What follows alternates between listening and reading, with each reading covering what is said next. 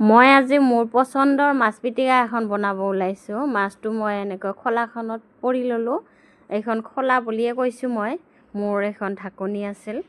এনেকৈ ভাজি চাজি বনালে ঢাকি দিয়া এনেকুৱা ঢাকনি এখন আছিল। এতিয়া মই এইখনতে মাছ পোৰা জলকীয়া পোৰা এনেকৈ বনাই লৈছোঁ।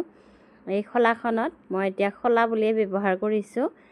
এতিয়া মই মাছটো এনেকৈ পৰি ল'লোঁ। ধুনীয়াকৈ এটা গোন্ধ ওলাইছে, বহুত দূৰলৈকে যায় মাছ পোৰা গোন্ধটোতে খাওঁ খাওঁ লাগি যায় এনেকৈ।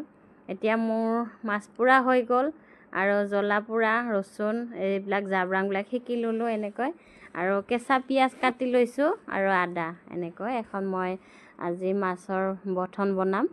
আমাৰ ফালে মাছ বঠন বুলি কয় দেই, মাছ বঠন বুলি কৈছোঁ এতিয়া মই।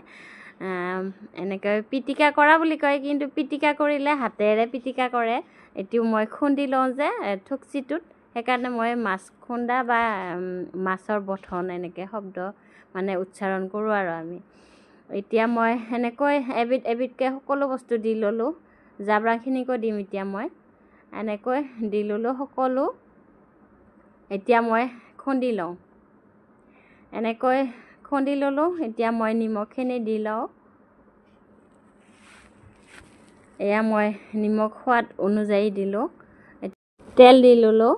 এতিয়া মোৰ পচন্দৰ মাছ বঠনখন এনেকৈ খুন্দি ল'লোঁ, হৈ গ'ল মোৰ মাছ বঠন।